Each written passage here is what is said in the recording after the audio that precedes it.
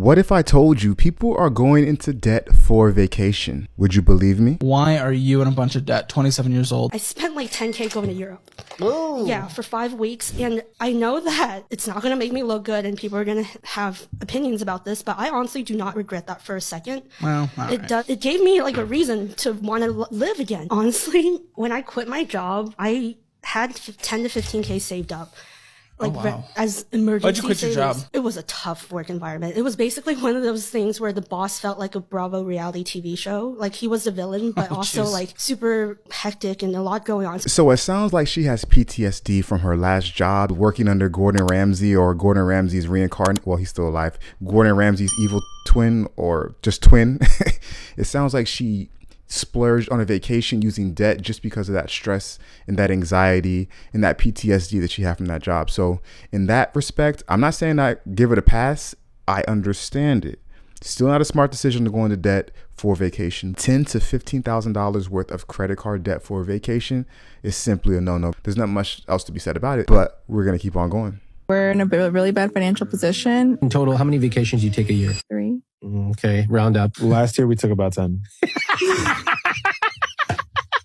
It's my math, exactly. I say take whatever it is and triple it. However much you say you eat out, triple it. Right. However much you say you take vacation, Right. triple it. Yeah. It never fails. Everybody make a note. Ramit's rule number 318, vacations. Whatever you say you spend, triple it. How do you pay for all this stuff when you go to the Bahamas? Well, the flight, I usually use miles. And then the hotel, I'll get like through my job, they have like discounts. I'll pay that on the debit card. But when we get there, it's like a free for all. Like I'll just use a credit card. And we have a lot of credit card debt. Yep. Banks and credit cards love you too. Oh boy. Okay, so I've noticed that people like to use credit card points and credit card miles as an excuse to make bad decisions. She said that she uses points, or she said credit card miles, I believe, to take vacations. Listen, to get those points or those miles, you have to spend money. Spend money you don't have on a credit card. Now, if you have the money and you do credit card churning, which is what I do, I have like 15 credit cards. I opened them all, well, most of them, because they had bonuses. They gave me 50,000 points or a bunch of miles right when I opened them, or after spending, whatever their requirement is. And then I had that money put aside anyways. I was going to spend that money anyways. So I spent it on the credit card, got the bonus points and then some, and then paid it right off. Therefore, my vacation was essentially free because that money was going to be spent anyways. But if you weren't already going to spend that money and you don't have discipline, don't do it. So it sounds like she doesn't have discipline, because she then goes on to say that when she was on vacation, she splurged out. She balled out. Like, she balled out of control. Come on, people. And you know how I know she has a bad habit when it comes to this? Because she also uses perks at work. Now, listen, I use perks at work too. Well, she didn't call it perks at work, but that's what some companies call it. They have different names, perks at work and whatever they call it. They have different names for these programs that they have where you can get discounts. Companies have partnerships with different airlines and hotels and movie theaters, etc. You can use their relationship with those companies to get discounts. So you can use that for hotels. You can use that for rental cars. So it sounds like that's what she did. Her issue is she probably spent money she shouldn't have spent to go on the vacation in the first place. And then also when she got to vacation, she balled out of control. Okay, now I'm convinced that a lot of people probably take vacations on loans and credit cards. And what I mean by credit cards is like they max them out, get another credit card to pay that credit card. Like, oh, that literally makes my stomach just turn thinking about it. But there's a lot of people that I'm just like, how do you manage this lifestyle? Especially like people that have kids and then they constantly go on vacations, or they have trips and all these like lavish things. And I'm just like, the math isn't mathing. Unless grandparents are just, I don't know, financial God sent people. From here on out, I'm assuming everyone finances everything. Okay, I think that she's exaggerating, but she's not far off. Now, she makes it sound really bad. She says she thinks people max out their credit cards, not just use their credit cards to go on vacations they can't afford, but max the credit card out and then get another credit card to pay off that other credit card. And you might be thinking, how do you take debt and use it to pay off debt? Well, you know how you do it? Well, there's a couple ways to do it. One way is they'll max out a credit card, then they'll sign up for a new one that has a 0 APR year introductory. They'll take that card, pay off the other card, or I think what they may do is they take cash advances. Ooh, that's bad. So a cash advance is when you take cash out of your credit card. But guess what? That cash is not like taking it out of a debit account where it's actually money you've earned and you put aside. No, it's still debt and you're still getting charged extra interest on top of it. You ever got those coupons in the mail from your credit card company? Maybe you don't. Maybe it's me because I don't use my credit cards that often. I open them, I use them for the bonus points, then I don't use them that much anymore.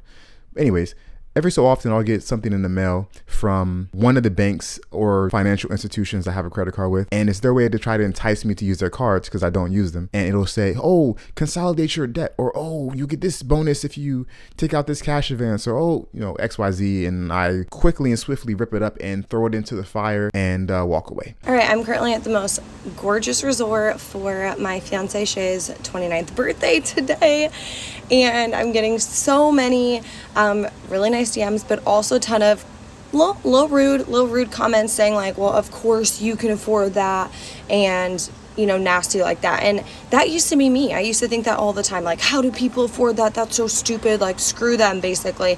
And one of the big things I've realized is that I actually was paying for them, like that money that now I allocate for fun things like vacations.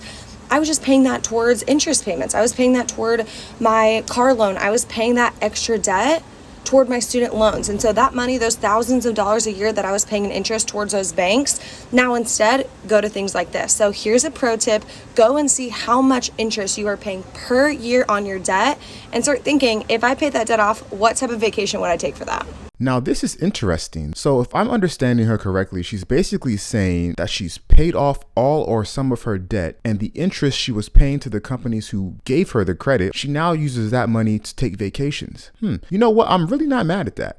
Personally speaking, I wouldn't. Okay, I might do it. What I would make sure to do first, though, is take that money that I was paying in interest on my debt and use that to invest it. That'd be rule number one. Put it into a Roth IRA, put it into an investment property, which is a whole nother ball game, and I can get into that into another video. But I would invest it first. After that, then okay, sure, why not? Use that money that you were giving away essentially to a company and then take a vacation. It's not bad. I mean, I kind of like the idea, but it comes back to, can you actually manage that? A lot of people can't.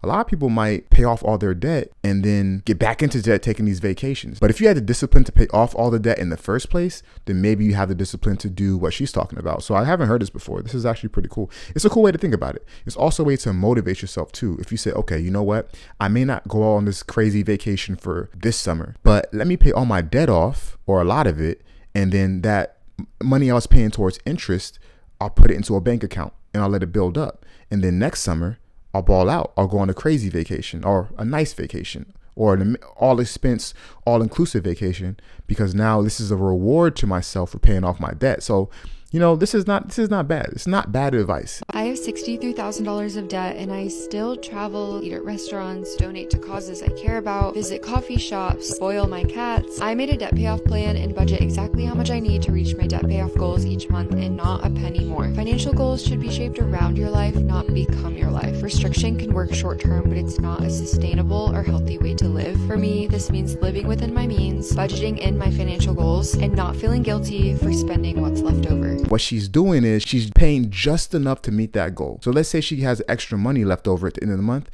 She's not taking the extra money to pay it off, to pay extra into her debt. Instead, she's paying just enough based upon her plan, right? And the rest of that money she's using to do things she enjoys, like spoil her cat, she said, or drink expensive lattes, or go on vacation. I'm not sure if she mentioned vacation, maybe buy some nice clothes. And her thing is she doesn't want to let debt control her life. Instead, she's not blind to it like a lot of people are, or just indifferent to it and saying, whatever, I don't care. She cares, and she's working towards paying it off, which is amazing, and I commend her for that. But she's also saying that she's not going to let it control her life, that she's not going to live her life just to solely pay off debt. Now, here's my thing. $63,000 of debt, that's not like an insurmountable amount of debt. It's not like it's $500,000. If it was $500,000, I get where she's coming from, because she might be slaving away for 5, 10, 15, 20, who knows how long, depending on how much money she makes. But $63,000 of debt, I don't know how much she makes, but I mean, she should be able to knock that out, hopefully, if she really went pedal to the metal. So my philosophy is delayed gratification. Put your head down, 2-3 years, grind it out, work overtime, and essentially deprive yourself of certain things just so you can pay off all that debt and get it off your neck completely. Then once you do that, you can do what the other person said about how she takes that money she was paying in interest and now uses that to do the things she likes, like vacation, like spoil her cat, like get expensive lattes, like buy nice clothes. You know what I mean? So personally speaking, that's what I preach. That's what I think all you should do as well. I'm not telling you what you should do. I'm just saying, based upon experience as an investor, I would say, personally speaking, and actually I've done this myself. When I graduated college, I had a bunch of debt, like a lot of people. I had student loan debt. I bought a car, so I had a car note. I had bought a rental property, and I took a personal loan on it, so I had a personal loan to pay for. So I had debt. I never got into credit card debt though. So what I did was I stayed down. When I say stay down, I mean I delayed gratification. I lived with my parents. I didn't buy a lot of nice clothes. I took very cheap vacations. Speaking of vacations, this video is about vacation. Personally, when I took vacations with friends, we stayed in hostels. We shared rooms. We flew Spirit. Spirit, which I know a lot of people are afraid to do, or there's like this big old thing against Spirit. Whatever, we flew Spirit. And, you know, we had our fun too. We buy like a meal or two that was expensive on vacation, but most of our meals were inexpensive. You know, we might eat some fast food. Wasn't the best for us, but we're a little younger then. So, you know, you can find ways to still have fun while paying off all your debt. So that's just my personal philosophy. So with that, guys, I appreciate you for hanging around with me. If you made it this far, please give me a like. And if you feel so inclined to, subscribe. And until next time, make good financial decisions.